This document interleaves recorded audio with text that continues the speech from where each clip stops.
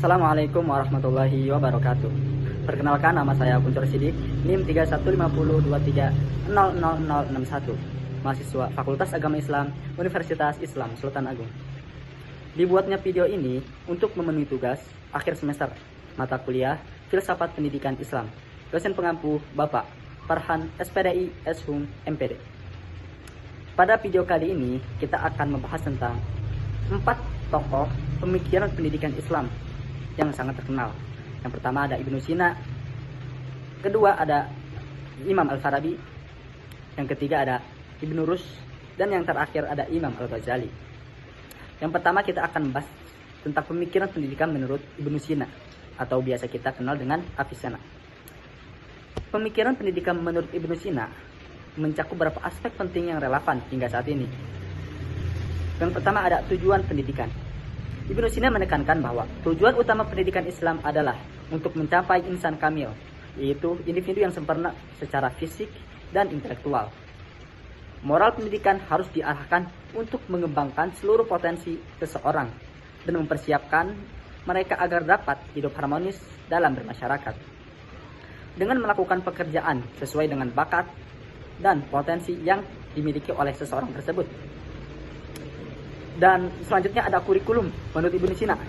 Nah, ini nggak kalah penting ya. Pertama, kurikulum dalam pemikiran Ibnu Sina dibagi berdasarkan usia peserta didik. Yang pertama ada usia 3-5 tahun. Yang 3-5 tahun berfokus pada olahraga, budi pekerti, seni, dan suara. Selanjutnya ada usia 6-14 tahun, mencakup pelajaran, membaca dan menghafal Al-Quran, agama, syair, dan olahraga. Usia 14 tahun ke atas memungkinkan pemilihan mata pelajaran sesuai dengan bakat atau minat yang dimiliki. Selanjutnya ada peran pendidik. Dalam pandangan Ibnu Sina, pendidik harus memiliki akhlak yang baik, kepribadian yang kuat, serta kemampuan untuk menjadi teladan bagi siswa. Jadi contoh agar siswa bisa mengikuti dengan baik. Contoh-contoh yang dimiliki oleh pendidik. Pendidik juga diharapkan untuk memiliki pengetahuan yang luas. Agar apa? Agar dapat mengajarkan nilai-nilai etika kepada murid. Apabila guru tersebut memiliki pengetahuan yang luas. Selanjutnya ada relevansi pendidikan. Relevansi pemikiran Ibnu Sina ini gak kalah penting, karena tentang pendidikan masih sangat relevan hingga saat ini, atau pendidikan modern saat ini. Pendekatan yang holistik dan mendidik individu tidak hanya berfokus pada aspek akademis, tapi juga pada pengembangan karakter dan moral. Konsep integritas antara ilmu agama dan ilmu pengetahuan umum juga mencerminkan kebutuhan pendidikan saat ini untuk menciptakan individu yang seimbang secara spiritual dan intelektual. Yang selanjutnya ada pemikiran pendidikan Islam menurut Ibnu Rushd. Pemikiran pendidikan Islam menurut Ibnu Rushd, atau biasa kita dengan Averroes, memiliki beberapa aspek penting yang menekankan pada integritas antara ilmu pengetahuan, etika, tujuan pendidikan, tetapi juga pada pembentukan karakter, kreativitas, dan keterampilan sosial. Pendekatan holistik ini membantu menghasilkan individu yang siap menghadapi kehidupan di masyarakat yang saat ini. Dengan demikian, pemikiran pendidikan menurut Ibnu Rushd memberikan panduan berharga dalam mengembangkan sistem pendidikan yang efektif dan beretika, serta relevan dengan kebutuhan zaman. Yang selanjutnya, atau yang ketiga, ada menurut Imam Al-Farabi. Jadi pemikiran pendidikan menurut Imam Al-Farabi mencakup atau berbagai aspek yang menekankan pada integritas antara pengetahuan, moralitas, dan tujuan pendidik. Berikut adalah gagasannya. Yang pertama ada tujuan daripada pendidikan. Al-Farabi berpendapat bahwa tujuan utama pendidikan adalah untuk mencapai kebahagiaan dan kesempurnaan individu. Pendidik dianggap sebagai sarana untuk mengembangkan karakter dan pengetahuan, sehingga individu dapat berkontribusi positif terhadap masyarakat, mencapai potensi yang sangat maksimal. Selanjutnya ada metode. Untuk metode sendiri Dalam hal metode pendidikan, menurut Al-Farabi menekankan pentingnya pengajaran yang bersifat aplikatif, di mana ilmu pengetahuan yang harus diterapkan dalam kehidupan nyata atau diamalkan lah untuk bahasa Islamnya. Pembelajaran yang melibatkan diskusi dan interaksi antara guru dan siswa untuk merangsang pemikiran yang kritis atau bisa dapat agar peserta didik itu dapat berpikir dengan kritis. Peserta pendidik dalam pendidikan Al-Farabi harus memiliki klasifikasi yang baik dan mampu menjadi teladan. Mereka diharapkan dapat menanamkan nilai-nilai moral dan etika serta mengajarkan ilmu. Al-Farabi juga menekankan bahwa pendidikan harus mencakup semua lapisan masyarakat. Agar apa? Agar setiap individu dapat mencapai kebahagiaan. Untuk relevansi tersendiri, pemikiran pendidikan menurut Imam Al-Farabi masih sangat relevan dengan konteks pendidikan modern. Karena berfokus pada pembentukan karakter yang integritas antara ilmu pengetahuan dan nilai-nilai moral. Sangat penting dalam menghadapi tantangan zaman.